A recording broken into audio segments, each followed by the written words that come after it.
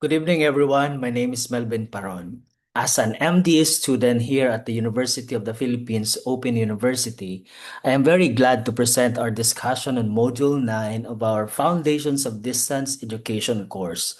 Tonight, our presentation focuses specifically on the organization and management subsystem. We will be diving into our very first learning objective for this module, defining this exact subsystem and understanding its critical role in a distance learning institution.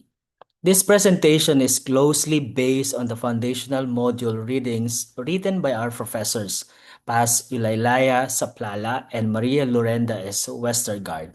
Over the next 10 minutes, we will look at how modern distance education systems keep all their moving parts working together seamlessly. Let us begin by looking at how these systems are structured. To truly understand the management side of distance education, we first need to look at the bigger picture.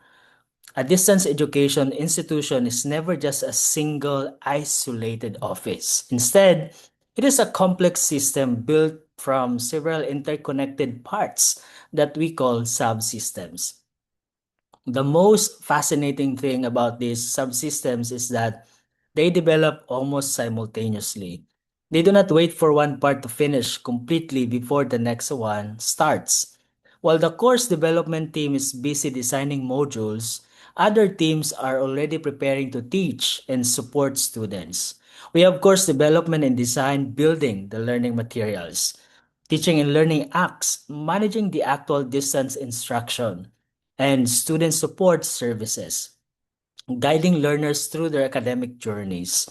Right alongside them is the organization and management subsystem, which ensures they all grow in the same direction. So Module 9 is divided into three core learning objectives that give us a complete framework for analyzing distance education systems. Objective 1 is my main focus for tonight's session. We will discuss the exact role that the organization and management subsystem plays in keeping an institution steady and functional. So how do we explicitly define the organization and management subsystem? In simple terms, it acts as the primary coordinator for the entire institution. It is the engine that drives and coordinates the establishment of our single other subsystem we just mentioned. But its role goes far beyond simple supervision.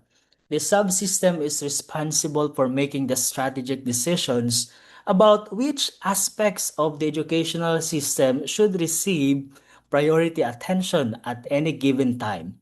Because resources are always limited, management must decide whether to invest first in technology, staff training, or curriculum design. It sits directly at the center of the institution's operations. It keeps course development, distance teaching, and student support help desk completely in step with each other so that no single department gets left behind or moves too far ahead. Now let's look at how this central coordinating role works in real life. Using our very own university, UPOU, as a prime example. Think about what happens when UPOU launches a new program or updates a course on the MyPortal platform. The organization and management subsystem is the hub that ensures the Faculty of Education works directly with the tech team. While professors are writing the academic content, management is coordinating with the Multimedia Center to produce videos. At the exact same time, they are ensuring the tech team tests the server load for online quizzes, and the registrar prepares the enrollment links. All of these moving parts are studied, planned, and developed in parallel as a single combined unit. Without this central management hub, these different offices would work in silos, causing confusion and delays for the students trying to log in. A key lesson from Professor Saplala and Westergaard is that there is absolutely no single formula for running a distance education system. Every institution has a completely different starting point. and priorities must shift based on unique contexts. To set these priorities, managers must balance three critical dimensions. First are institutional strengths, leveraging what the university already does exceptionally well, like UPOU's strong history of online course delivery. Second are challenges, identifying operational gaps, technology limitations, or tight budgets that need immediate attention. Third is context, understanding the unique socioeconomic and cultural settings of the learners. For instance, managing a system for students with high-speed internet is vastly different from managing one for remote learners who rely on mobile data. Management must look at all three to decide what comes first. Why do we place such a massive emphasis on coordination? It is because distance education systems are highly sensitive. A failure or delay in just one subsystem will immediately create a dangerous or ripple effect across the entire institution. Let's look at the real world example shown on the slide. If the course development team delivers learning materials late, the entire academic calendar is thrown into disarray.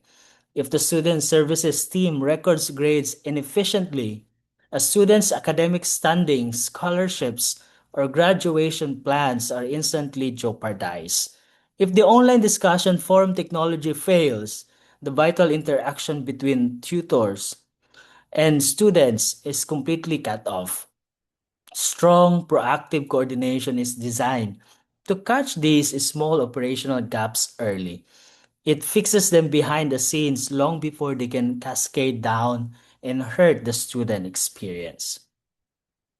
This brings us to the fundamental truth of our module. Teamwork is absolutely vital to distance education, arguably much more so than in traditional face to face schooling. In a conventional classroom, a teacher can easily notice a problem and adapt a lesson on the spot. But in a distance learning environment, we rely on a massive network of media, technology, internet infrastructure, and administrative support staff. Every single subsystem depends heavily on the others in a continuous moving relationship. No teacher is an island here. We must all work together as a unified team. And we do this with one shared, ultimate goal in mind. Everything we manage is carefully pointed toward empowering our remote students, helping them develop the skills to become independent, highly disciplined, lifelong learners. As we begin to wrap up our focus for tonight, let us review the four key takeaways regarding the organization and management subsystem. First, always remember that it coordinates the simultaneous setup of every other subsystem in the institution. Second, it is responsible for analyzing the university's unique context to decide which aspects receive priority attention. Third, it acts as the glue that keeps the entire system synchronized, ensuring that small operational gaps do not expand into a massive institutional failures. And finally, it serves as the ultimate anchor for our students so they can succeed as independent learners. Remembering these 4 points will help us appreciate the administrative backbone that makes distance education possible. Looking ahead, tonight's presentation is just the opening chapter of Module 9. In our upcoming sessions, other presenters will expand on this foundation by exploring two more critical areas. They will discuss the concrete, step-by-step process of actually organizing a distance education system from the ground up. Then they will look into the specific day-to-day coordinating activities that managers must perform to keep all functions running smoothly. Together, these three objectives gives us a complete practical playbook for distance education management. Thank you very much for your time and your attention tonight.